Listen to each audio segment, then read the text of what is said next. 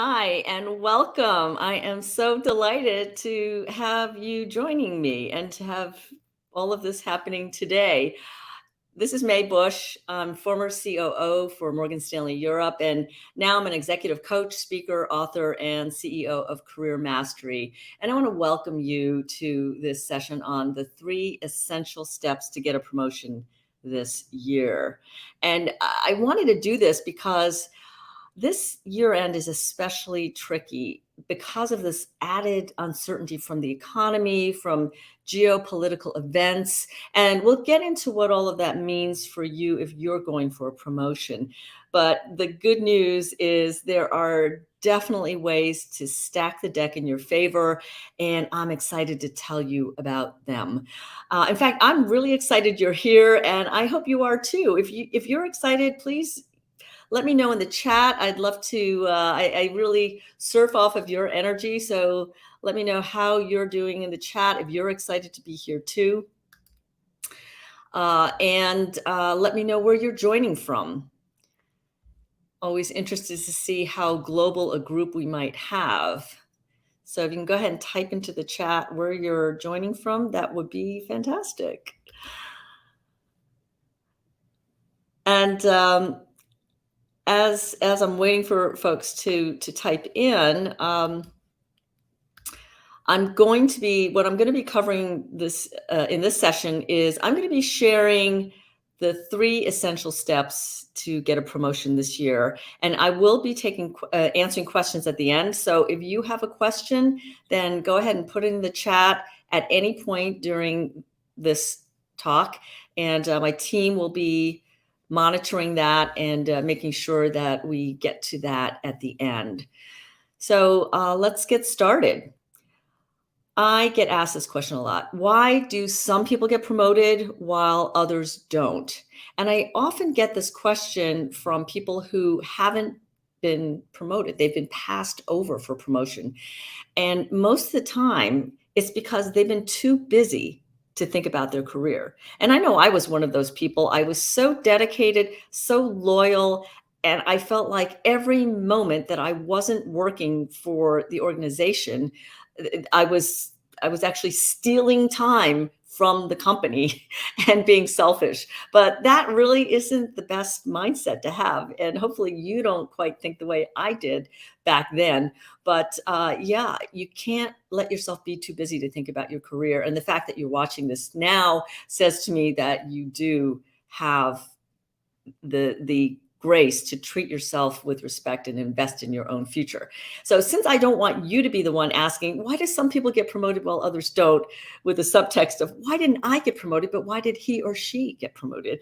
I don't want that to be you. So if you're up for a promotion this year, I want to assure you that now is the very best time to be asking this question, because there is still time for you to do something really constructive about it. And that's why I'm going to share these 3 essential steps to get your promotion this year. And even if you're not going up for a promotion this year, you'll still find these steps useful for your career. Now, let me just start by talking a little bit about this environment, because the next few months are really crucial when it comes to getting your promotion, if it's this year end, and also to advance your career in general.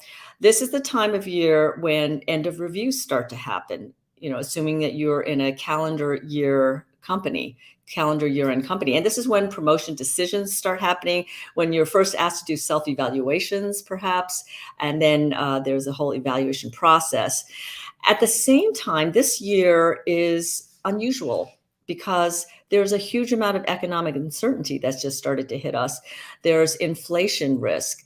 There is a risk of recession, the big R word.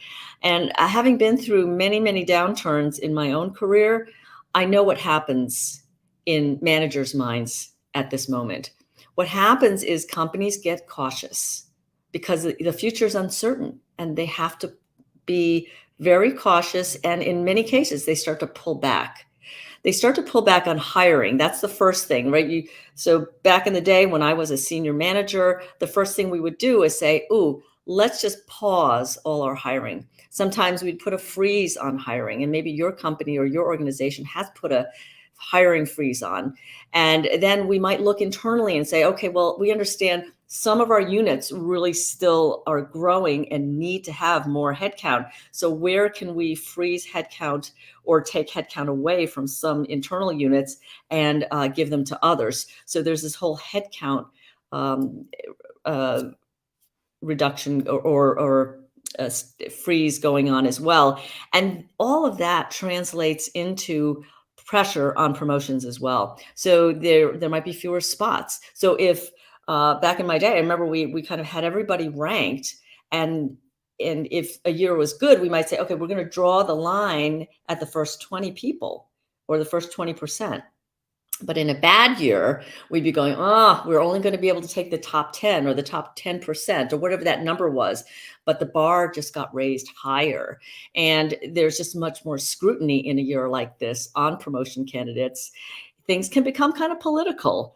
We used to do what we called horse trading, right? So, okay, well, I've got somebody I really want to get promoted, and I'll back your candidate if you back my candidate. And then it becomes this political thing. It might not happen in your organization, but I certainly saw it happening in the past.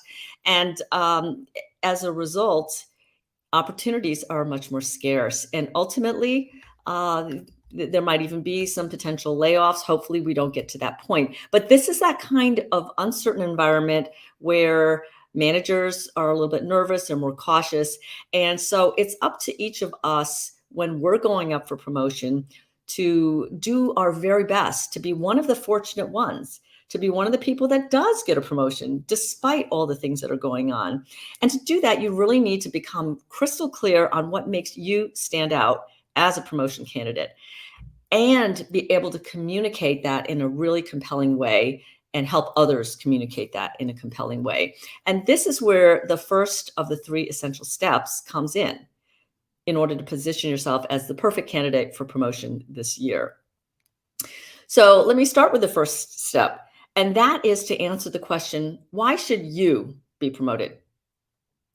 And because that's the question that whoever's sponsoring you is going to need to answer to all the people who are co-decision makers with your sponsor. And you can't do anything about the current economic environment and the uncertainty. I mean, I wish you could, right? Because then all of us would be in a much better situation.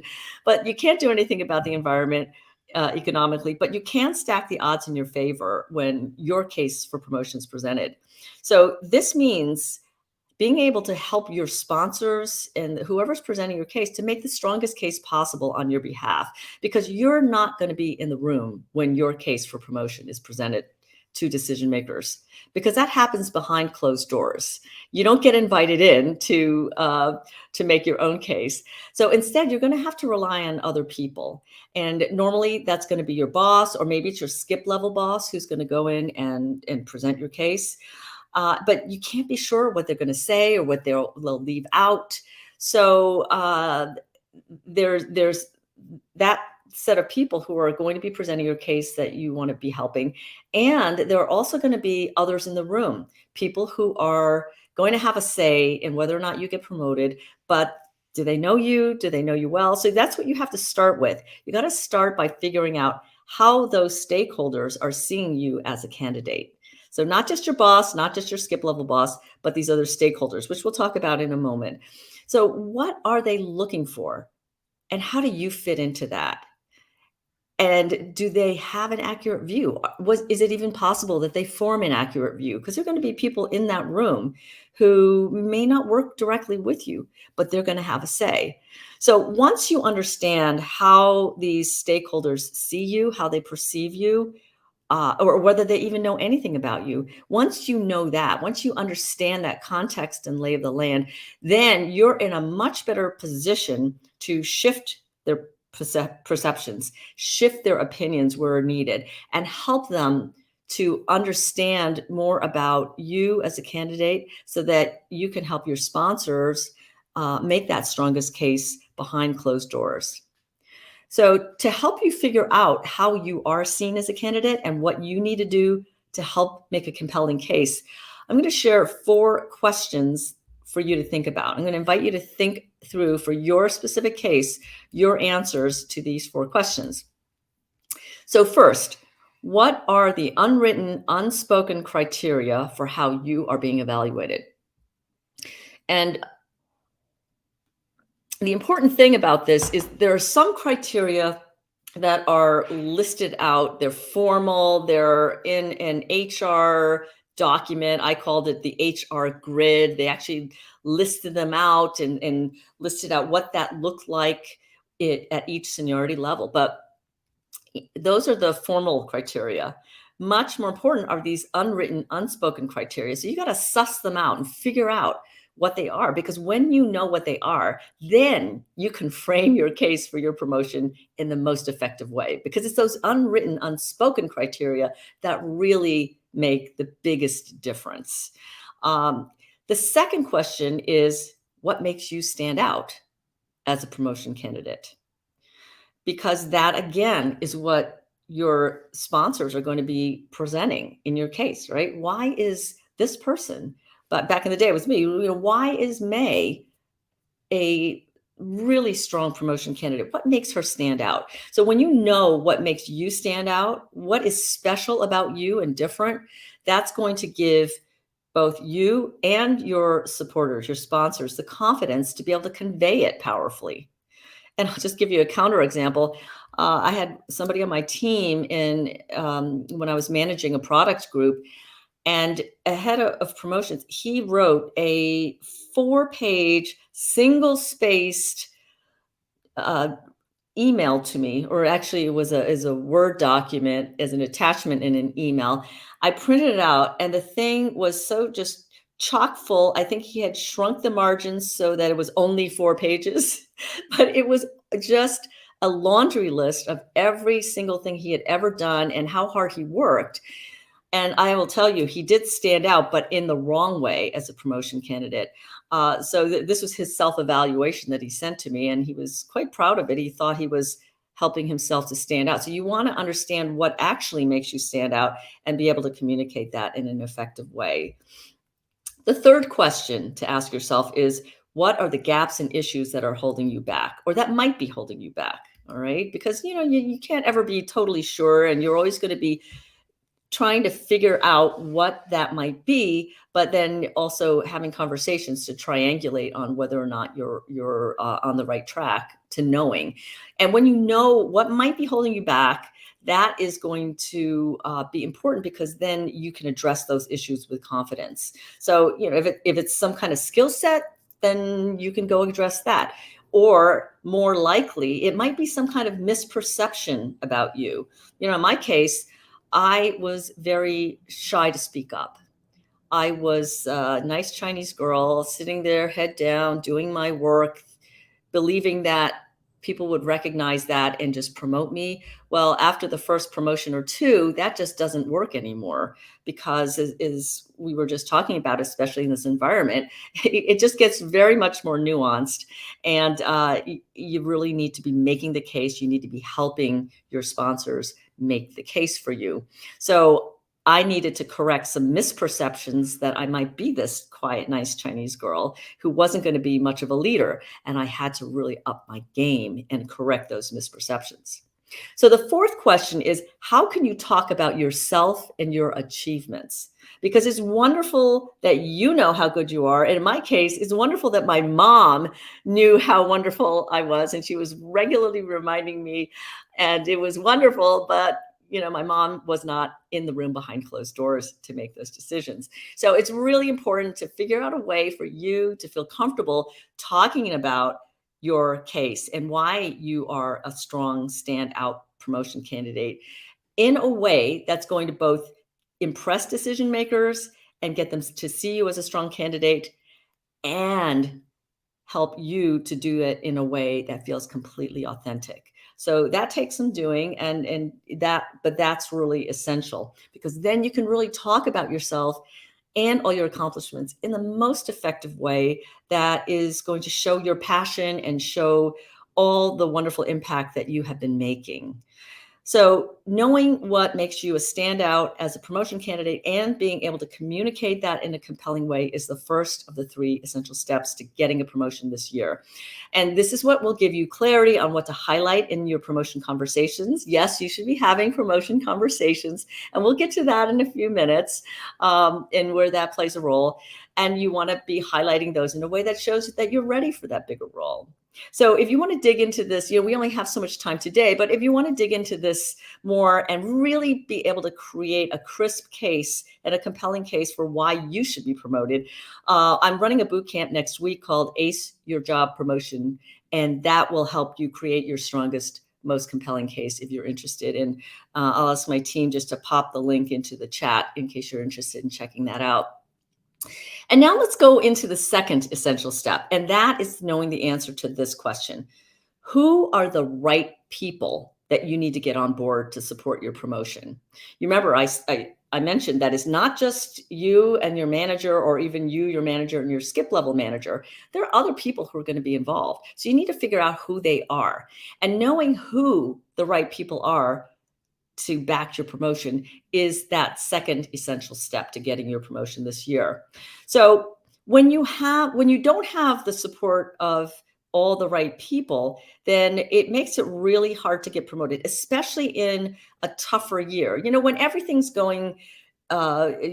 booming and things are going really well, and everybody's on a positive rising tide of higher revenues, higher profits, growth everywhere. It's less of an issue. But in a year like this, having those people, those key stakeholders, really know who you are, know what you're capable of, and know why you're so good for the organization, will make your promotion prospects so much stronger. The thing is, I'm sure that you are one of these dedicated people who is working really hard, and you probably have a ton of things on your plate, and it's already so busy for you to just get the things done that you have to get done. And so that, though, is the reason why you can't be wasting any time on worrying about whether you're doing the right things or worrying about whether you're focusing on the right people. All right. So this is where you want to just really home in on who are those handful of critical people when it comes to your promotion, especially if you're going for promotion between now and calendar year end, because there's only a few months left and you really want to use your time well. So the thing is also, even once you've discovered who they are or identified who they are, then some of them may be so senior that you may feel uncomfortable to go up to them and talk to them and have a promotion conversation, even though you know that it's really important that you do something like that. And maybe you'll even be struggling to get a meeting or a call with them. Or your boss might be a gatekeeper who feels threatened if you talk to your skip level manager without him or her present or knowing about it or sponsoring it. So these are all things that might hold you back, but it's important for you to find ways around them, because in all likelihood, your boss is not going to be able to get you promoted on his or her own. All right. The more senior you are, the more people have to opine on it. And even your boss's boss, even your skip level boss, probably doesn't have the power to just get you promoted on her own. So the more senior you get, the more important it is to figure out who these other stakeholders are. So to help you figure that out, to help you figure out who your potential promotion supporters need to be, here are 4 questions to ask yourself. Question number 1 is, who are the stakeholders who really matter? Now, as I said, a lot of people make the mistake of putting all their eggs in the basket of working on their boss, putting all their focus on their boss. But it really takes more than just your boss to get you promoted. So think about all the stakeholders who might have a voice, because what you want is when your sponsor goes into that room behind closed doors, maybe it's your manager, maybe it's your skip level manager, they're making the case. You want all the other people around the room to be a chorus of people singing your praises. You don't want them to be going, 1 year that I didn't get promoted, I wasn't there, but what I understand or believe happened was that my name got put forward and everybody goes, May who? They didn't even know who I was, and it was a bad year, and that was not a good year to not be known to people. So think about who are the stakeholders who really matter, and we'll talk in a moment about what you do with them once you figure them out. Then the second question is, what are the unspoken ways they determine if you're ready for promotion? So remember, I mentioned that there are some of these formal criteria and then these informal criteria. So this is one of those informal criteria. So you got to figure out for those other key stakeholders, what are the signs they're looking for when deciding whether or not you can operate at the next level? So each of those stakeholders is going to have their own way of looking at it. So you really got to get into the psychology of it, understand who they are so that you can figure that out. The third question to ask yourself is this. It's what gaps are there in your support base? So you got to figure out where do you need to do the most work? And then how can you influence those senior people in a way that feels authentic and fits into your busy work week? Because as I said before, I'm sure you're not sitting around with very little to do. I'm sure you're very, very busy. So it's about being judicious with your time on that. And then fourth is how can you get in front of those key stakeholders?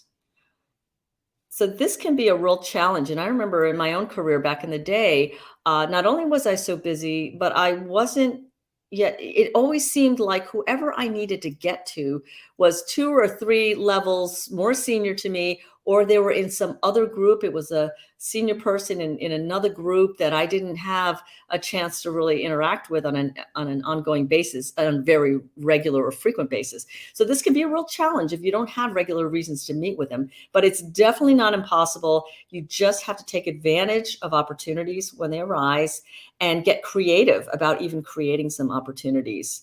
So this stakeholder part of your promotion is so critical, and it is another important part of the promotion process that I'll be covering in my boot camp next week.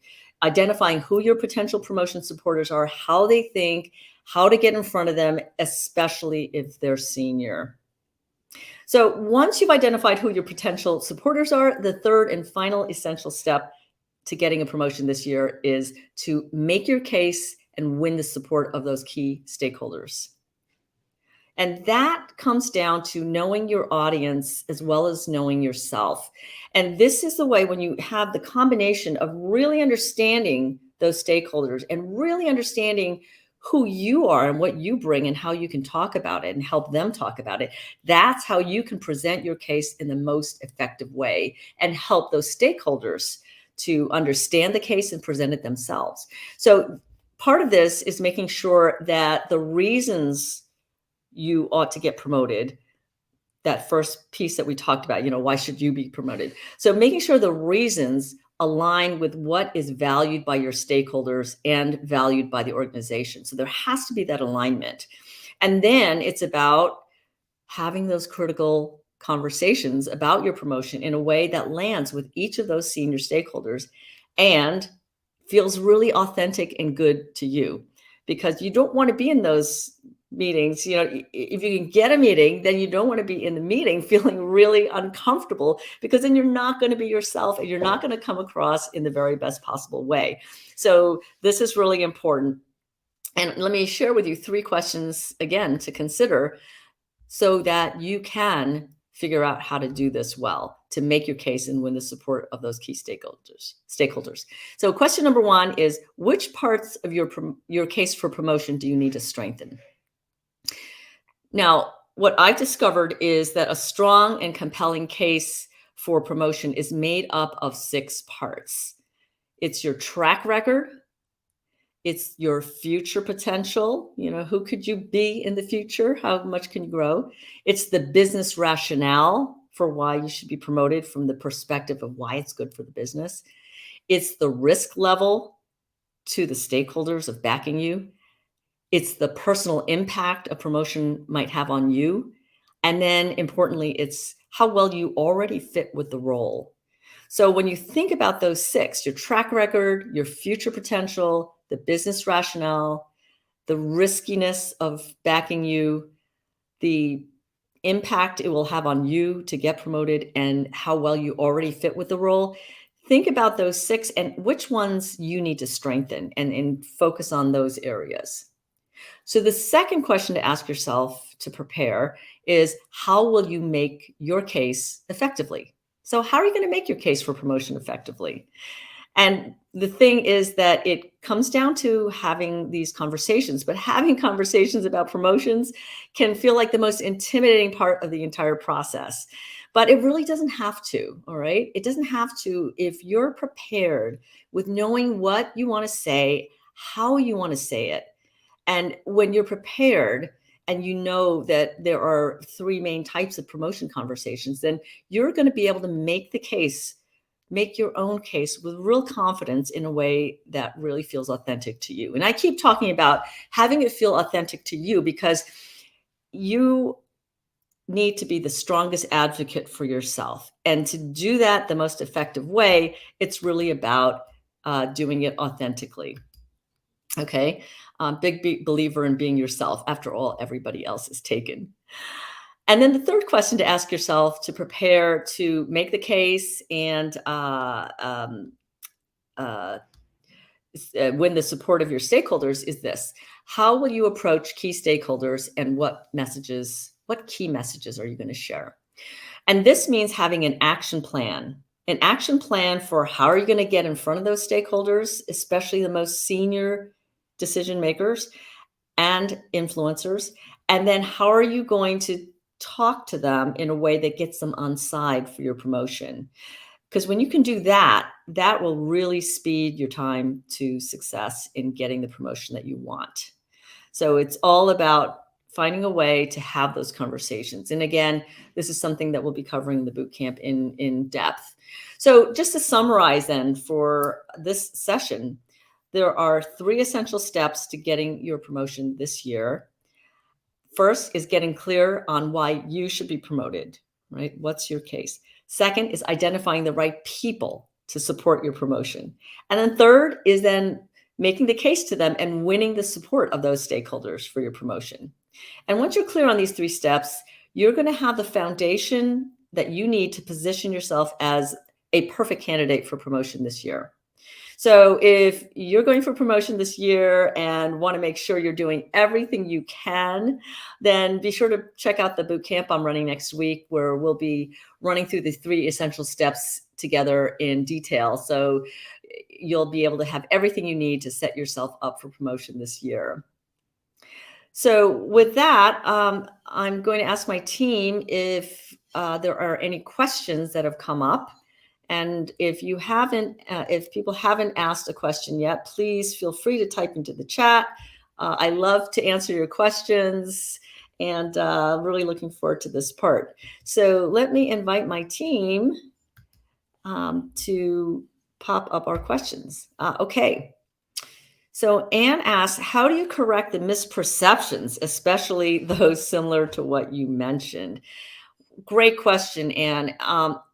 And so in my experience, there are 3 things you can do to change people's perceptions. The first, and you want to do them in concert, all right? So the first is to actually change your behavior. So in my case, I really was this quiet, nice Chinese girl who didn't say much. So I had to go as far over to the other side within my range of authenticity that I could. All right. So if you can do a 180 all the way over to the other end of the spectrum, and if that's still within your authenticity, then go for it. Right. But as far over as you can get and still be you, uh, then that's important. So that meant for me speaking at every single meeting I was in. I just said, okay, I'm going to speak at every single meeting. I'm just going to do it. So the beginning was just saying, hi, everybody. It's really great to be here. I wasn't really saying much. So the first thing is to start saying anything, and then you can work on saying good stuff. All right. So the first thing out of the 3 is to do the almost as far to the opposite as you can or let's put it this way, to exhibit the behavior you want them to perceive. All right. And make it as distinct as you can, because otherwise it's hard to notice shades of gray, but make it black versus white, or pink versus green, whatever. The second thing you do is you do it really as often as you can. So this is like in American baseball, is like having as many at bats as you can. Because if you just do it once, if I were to just do that in one meeting and those key stakeholders didn't have to be in that meeting, well then I wasn't going to change any perception. So you got to do it as frequently as you can. And then the third thing is you want to flag it for those people. So it might be something like, I'll just share the story of Carla Harris, who is one of my former colleagues. She's still at Morgan Stanley. She's a very successful vice chairman at the firm and has sold out Carnegie Hall multiple times, is a wonderful gospel singer, does a lot of speaking, full of confidence. Back in the day, she was thought of as being not tough enough, and that was her feedback. And so she decided she was going to go on this campaign to make sure people saw her as tough. So she started using the word tough as many times as she humanly possibly could. So she'd just go around talking tough, tough, tough. Like, I don't want to be too tough here, but you're just going to have to, we're going to have to pull an all-nighter. I don't want to have to be too tough on the client, but we're going to have to stick to our guns. I don't want to sound tough on this, but so anyway, tough, tough, tough. And 3 months later, people thought she was pretty tough. So that was just that kind of flagging it for other people kind of thing. So, Anne, I hope that helps you. That's just one way, and there are other ways as well. But hopefully that'll get you started. So, Anne, let me know if that was helpful, or if you'd like me to go any further. So, were there any other questions, team? Okay, so Lindsay asked, what if there isn't an open position for a promotion? Can I still advocate for a promotion? Yeah, so this is a great question. And in environments like this, sometimes, there are fewer openings.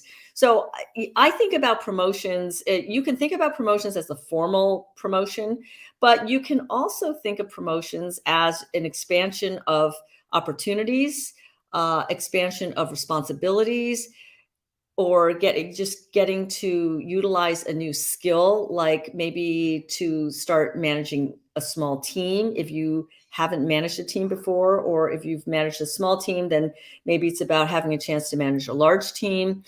Or it might be something around being able to take on an additional project that is, let's say, cross-divisional, if you're and that is high profile.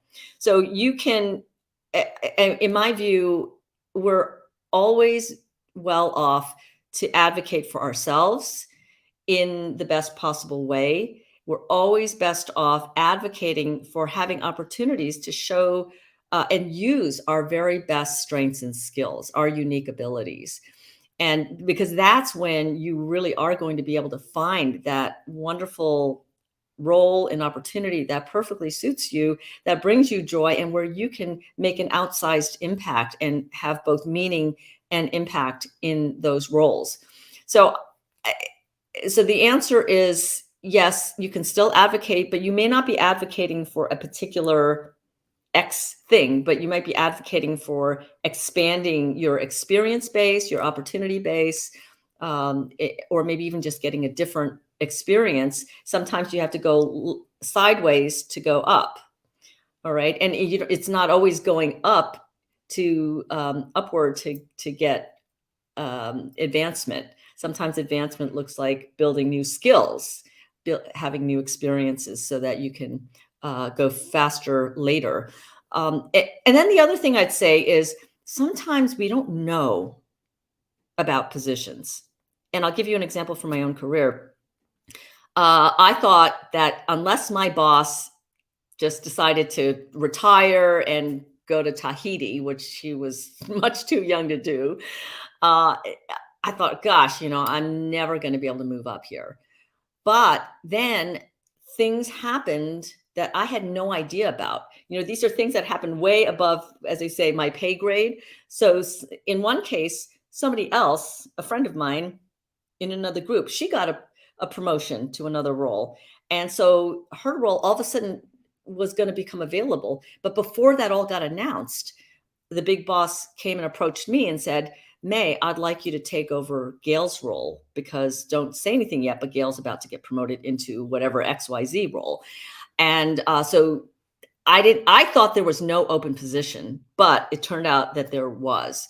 So while you can't necessarily count on that happening or control that happening, you want to be prepared. So if you're advocating for yourself and just making it known about your ambitions, and also the great work that you're doing, so that that case for promotion, you can be using that in your self-evaluation. So the things that we're going to do in the boot camp, for example, you can use that directly in your self-evaluation, whether or not there's an open position, whether or not you're going to um, actually want to get promoted into a particular title, but just to get more opportunity. So, Lindsay, I hope that answered your question. I see Hilda said, great question, Lindsay. Yes, it was a great question. This is such a supportive group. I like that, Hilda. That's really kind of you to support someone else. And Anne, glad that you found it helpful. Good, good. Any other questions coming up? No pressure, but just in case. Because if not, then I want to then just wrap up here, because I know you're all busy, and uh, give you some time back. So what I'd like you to do now is, if you could share your biggest takeaway in the comments below this video. And remember, if you're going for promotion this year and you would like my help to make sure you're doing everything you can, be sure to check out the boot camp I'm running next week, and we'll be working through the 3 essential steps together, so you'll have everything you need to set yourself up for promotion this year. Um, and let's just see if anybody has any takeaways that they want to share here. Let's see. Okay, well, I guess I'm waiting for takeaways, but I'm always interested to hear what was the most resonant thing for you. And okay, thanks, Anne. Everything was insightful, apparently. That's wonderful. I appreciate that. So I just want to thank you for joining me today. I hope you enjoyed this session. I hope you found it valuable. And as always, keep learning, keep growing, and keep going. Thanks for joining.